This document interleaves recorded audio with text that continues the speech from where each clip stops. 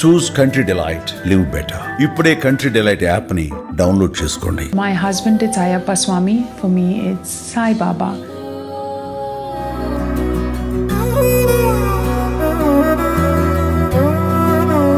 Had a very, very powerful grounding.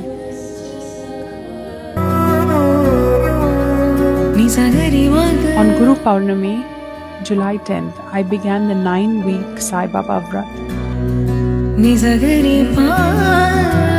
దత్తాత్రేయులు పుట్టిన ఊరిది, శ్రీపాద శ్రీవల్లభుడు పుట్టిన ఊరిది.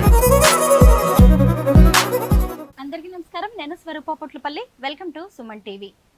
Apollo hospitals vice chairman, global star Ram Charan సతీమణి అయిన ఉపాసన కొణిదెల ఈ మధ్య తాను 9 గురువారాల వ్రతాన్ని పూర్తి చేశానని, ఆ సాయిబాబా ఆశీస్సులు తనకెప్పుడు ఉండాలని ఇన్స్టాగ్రామ్లో పోస్ట్ చేశారు.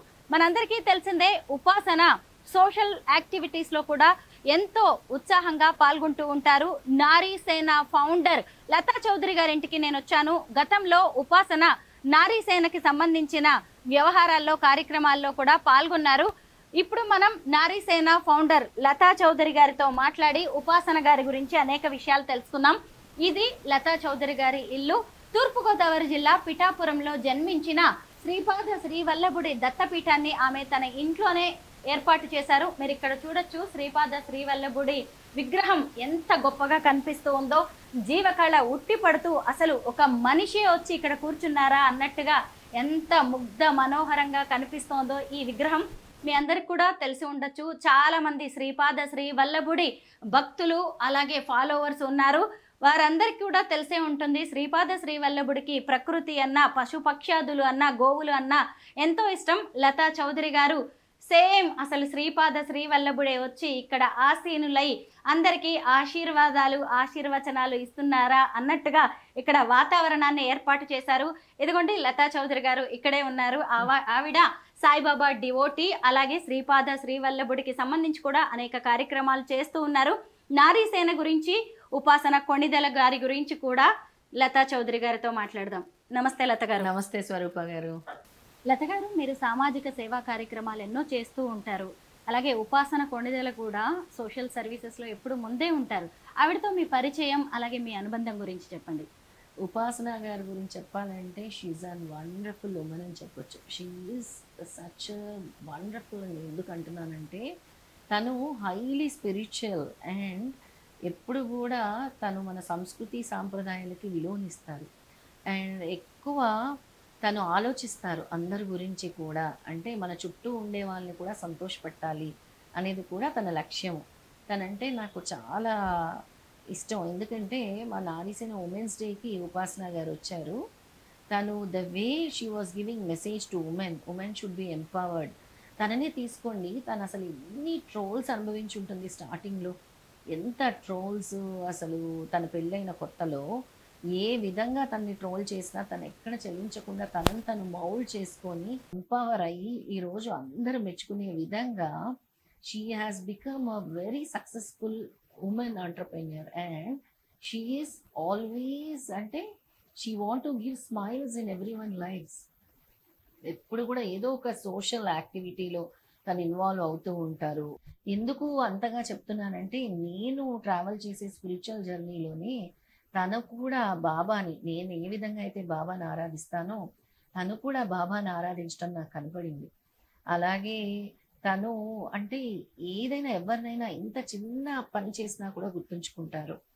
తర్వాత ఉమెన్స్ డే అయిపోయిన తర్వాత కూడా ఏదో ఒక విషయంలో తను ఏదో నేను చాలా చిన్నదే చేసింది కానీ గుర్తు పెట్టుకుని నాకు ఇంటికి బొకే పంపించారు. తను చాలా గుర్తుగా వాళ్ళ స్వామి పిఏ ద్వారా బొకే పంపించారు.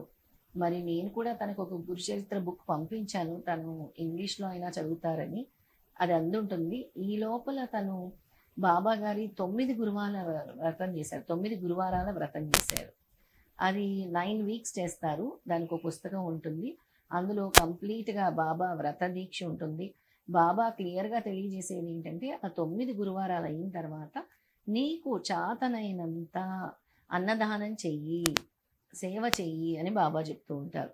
ఆ విధంగానే తను 9 గురువారాల వ్రతం పూర్తి చేసింది. తన వంతుగా తను అన్నదానం కూడా చేసిందనమాట. అలా బాబా నేర్పించేది శ్రద్ధ సబూరి. చాలామంది బాబాని తిట్టుకుంటూ ఉండొచ్చు, కానీ బాబా అని పూజించే వాళ్ళు చాలా లక్షల సంఖ్యలోనే ఉంటారు.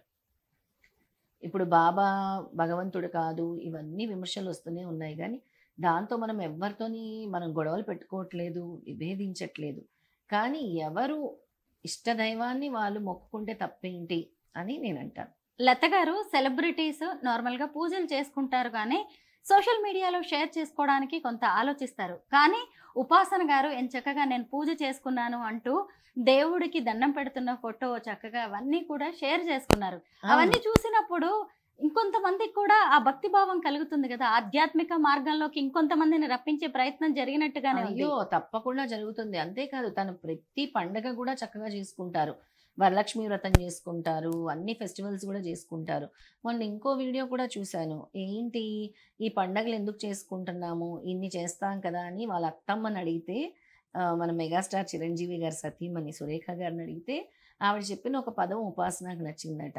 ఏమని అంటే టుగెదర్నెస్. పండగ అనగానే కుటుంబ సభ్యులందరూ కలుసుకోవటము, కలిసి భోజనం చేయటము, ఆ పదము ఆవిడకి బాగా హత్తుకుందట. వాళ్ళ అత్తగారు చెప్పిన పదం.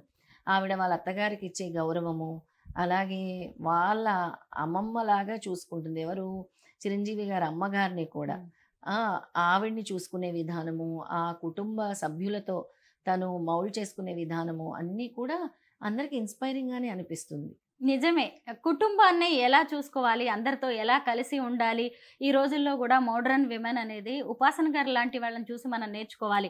ఎందుకంటే రామ్ చరణ్ వాళ్ళ నానమ్మ గారు ఉన్నారు కదా, అంజనాదేవి గారు, అలాగే తన అత్తమ్మ గారితో కలిసి పికిల్స్ తయారు చేయడం, అత్తమ్మ కిచెన్ గురించి కూడా ఆ ఇన్స్టా పోస్ట్ లో ఆవిడ ప్రస్తావించారు. ఆ ఆవకాయ పచ్చడి ఏ విధంగా చేశారో తీశారు.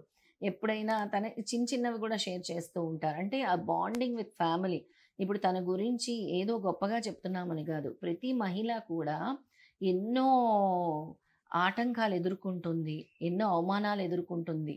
కానీ ఎప్పుడు కూడా కృంగిపోకుండా తనని తను మౌల్డ్ చేసుకొని తన డైట్ని మెయింటైన్ చేసుకుంటూ, తన హెల్దీ లైఫ్ స్టైల్ని మెయింటైన్ చేసుకుంటూ, తన తినే ఫుడ్ గురించి కూడా షేర్ చేసుకుంటూ, ఎలా మనము హ్యాపీగా ఉండాలి, మన సరౌండింగ్ ఎలా హ్యాపీగా ఉండాలి, మనము స్పిరిచువల్గా ఎలా ముందుకు ఎదగాలి అని కూడా దాని ద్వారా ఎంతోమంది నేర్చుకోవచ్చు.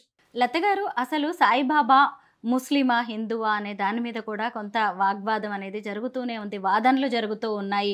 ఆయన ఫకీర్ అని, ముస్లిం అని వాదించే వాళ్ళు, విమర్శించే వాళ్ళు చాలామంది ఉన్నారు. ఇవన్నీ తెలిసి కూడా నా భక్తి నాది, నాకు నచ్చినట్టుగా నేను ఉంటాను, నా ఆధ్యాత్మిక మార్గం ఇది అని ఆమె చెప్పినట్టుగానే అనిపిస్తోంది. ఇంతకీ మీరేమంటారు? సాయిబాబా ముస్లిమా హిందువా? నేను అవన్నీ ఏమీ కూడా ఏకీభవించను స్వరూప. నేను ఒక్కటే, నా ఇష్టదైవం, నా నమ్మకం నాది, నా భగవంతుడిని ఆరాధించే విధానం నాది. నువ్వు ఎన్ని విధాలుగా చెప్పినా నా నమ్మకం బాబా మీద ఉన్నది వేరు. తను కూడా అదే చూపించింది. బాబాని నేను ఈ విధంగా పూజించాను, చిన్నప్పటి నుంచి కూడా నేను పూజిస్తున్నాను, బాబా నాకు చూపించారని తను చూపిస్తుంది. తనే కాదు, బాబా భక్తులందరూ కూడా చూపిస్తూ ఉంటారు. దాన్ని గురునింద వేయటము అంటాం మనము. ఇప్పుడు ఏ రోజు కూడా బాబా నాకు అది చేయండి, ఇది చేయండి అని అడగలేదు.